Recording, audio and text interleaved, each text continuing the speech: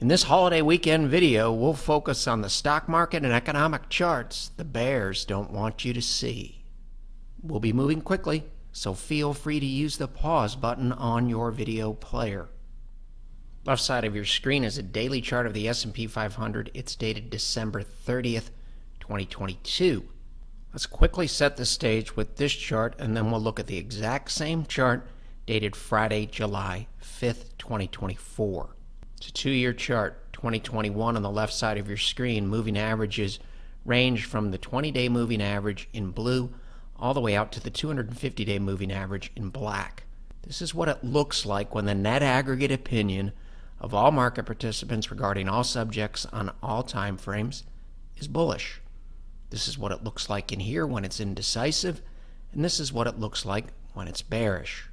And we know from past videos, this is what a strong trend looks like. This is our indecisive tight cluster in here in 2022, and this is what a downtrend looks like. Thus, in the present day, concerns would increase if the present day chart looks similar to January, February, and March of 2022.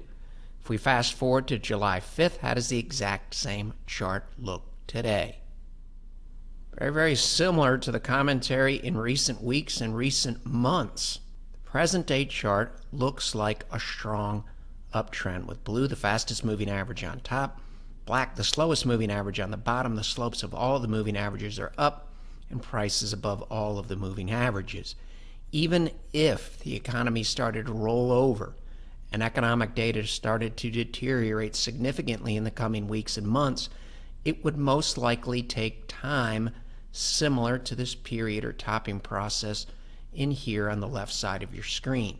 Since we're using a weight of the evidence approach, let's do the same thing with numerous charts, including SPY. Same moving averages. Here's the peaking process. This is the look we want to avoid in the present day. The right side of your screen over here is July 5th, 2024. Similar situation you can see very early in January 2022 in the early stages of the bear market. The 20-day moving average in blue dropped like a stone and cut through the rest of the moving averages. Do we have something similar on July 5th on the right side of your screen? We do not. The 20-day moving average in blue still has a strong conviction look. Similar situation with the triple Qs. When the market started to become concerned about Fed policy, interest rates, and inflation, QQQ dropped through the moving averages rapidly. All of this occurring in the month of January in 2022. We saw something similar in the present day. We would be concerned.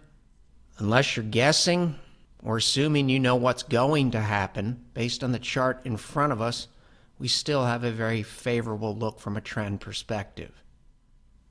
SCHG, the growth stock ETF, you can see late in 2021, prices above all the moving averages. In a matter of weeks, it drops below all of the moving averages. And notice, once the 20-day moving average in blue drops below the 250-day moving average in black here, it never recovers that level on this rally attempt here in 2022 that eventually fails. Right side of your screen, same SCHG, same moving averages. We have a strong conviction look. Under our approach, this chart is telling us to continue to be patient with our long and profitable positions. NASDAQ Composite Index, left side of your screen. Notice how much white space is between the moving averages here early in 2021. And look how much tighter price is relative to the moving averages in Q4 of 2021 as the market's rolling over. The NASDAQ makes its final peak here well before the calendar turns to 2022. And once again, this look in here is the type of look that we want to avoid. If you're reviewing things objectively on the right side of your screen, we don't have anything in the present day, chart dated July 5th, that looks like Q1 of 2022. Things can change rapidly, but they haven't changed yet. And if we look at this chart or any other chart and we assume or say they're about to change, we could have said the same thing every single day over the past 8 months. SMH, the semiconductor ETF, drops like a stone in January of 2022. Do we have something similar and concerning on July 5th? We do not. Focus on the right side of your screen. Same exact chart, same moving averages. We're looking at NVIDIA on July 5th. It's still hugging its 20-day moving average up here, and it remains well above an upward sloping 50-day moving average in red and well above an upward sloping 250-day moving average in black. Contrast that with where price was in here in January of 2022 and February of 2022. This really doesn't look anything like this over here. Another tech sector ETF, IYW.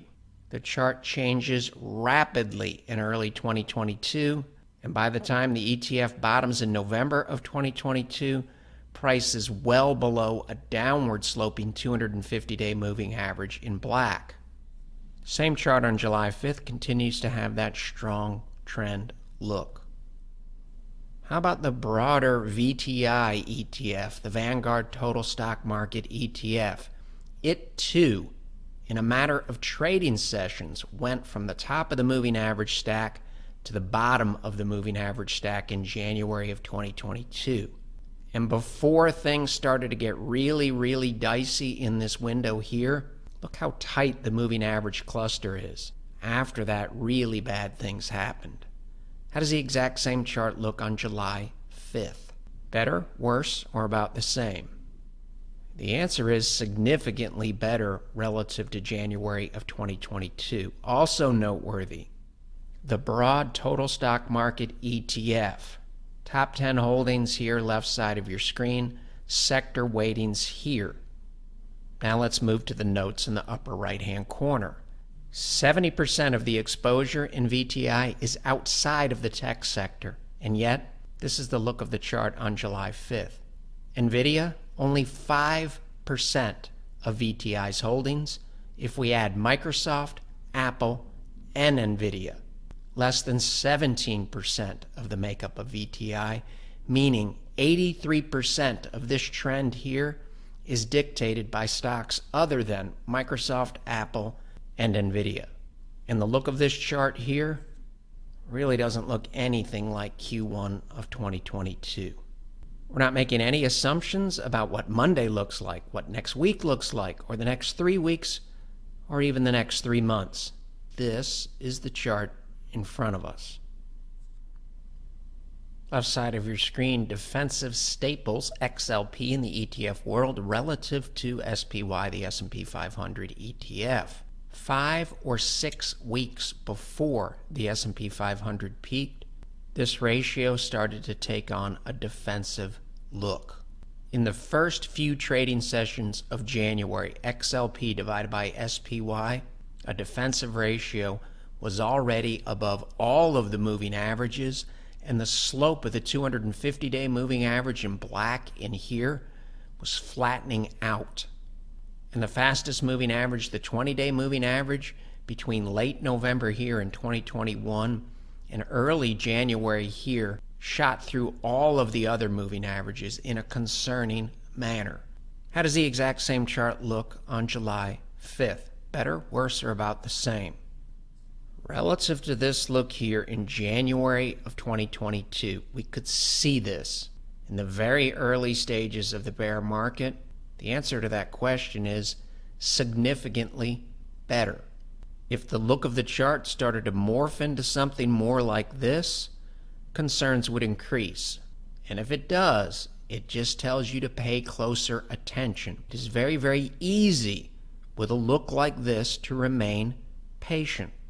The look of this defensive ratio on July 5th is not screaming major concerns. In fact, you can make an argument it's projecting economic confidence. Common sense tells us these bullet points here, for the most part, encapsulate the order of operations as the market shifts from growth to contraction, and eventually into a recession. The National Bureau of Economic Research, they're the ones that officially declare economic recessions. Straight from the horse's mouth, in recent decades, bottom of your screen, the two measures we have put the most weight on are real personal income less transfers and non-farm payroll employment. Relative to those measures are the charts concerning relative to these bullet points. And what do we mean by that? Looking at the first data set, real personal income excluding current transfer receipts. We live in a world with never-ending calls for a recession. There's always somebody pounding the recession table, and today is no different. Just like the charts of the S&P 500. This is the look we want to embrace. Over here, the shaded areas show you the look that you want to avoid. Shaded area indicates when the U.S. economy was in a recession. Clear weakness here, weakness here.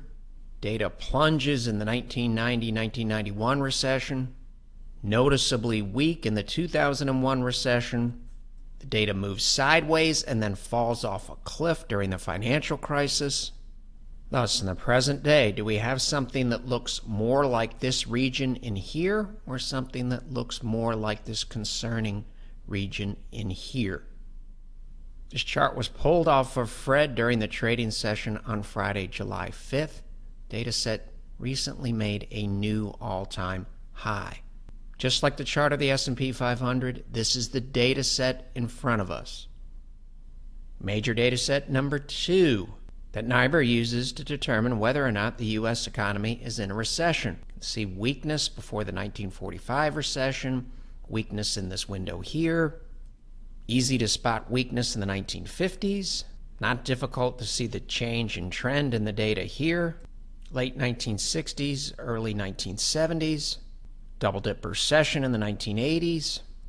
Non-farm payrolls rolled over in the 1990-1991 recession. They started to descend rapidly in the 2001 recession and rapidly in the financial crisis recession. If we look at the same data set on July 5th, does it look more like the left side of the screen or more like this concerning rollover period here in 1990?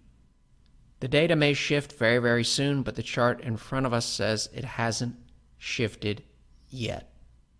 We really don't even have to update the models this week. Last week, looking good, looking good.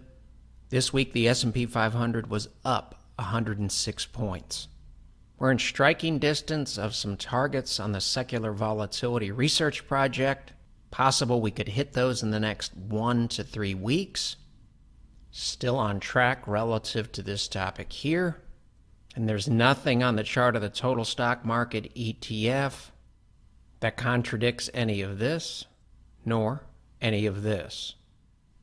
Waking up every day with an open mind about a wide range of outcomes from wildly bullish to wildly bearish has served us well over the past 8 months. And we all know if we're going to properly use a chart like this, it's extremely important that we head into next week and every week with that flexible, unbiased, and open mind. The material in this video has no regard to the specific investment objectives, financial situation, or particular needs of any viewer. This video is presented solely for informational purposes and is not to be construed as a solicitation or an offer to buy or sell any securities or any related financial instruments, nor should any of its content be taken as investment advice. Any opinions expressed in this video are subject to change without notice, and Shivako Capital Management, LLC, or CCM, is not under any obligation to update or keep current the information contained herein. CCM and its respective officers and associates or clients may have an interest in the securities or derivatives of any entities referred to in this material. CCM accepts no liability whatsoever for any loss or damage of any kind arising out of the use of all or any part of this material. We recommend that you consult with a licensed and qualified professional before making any investment decision.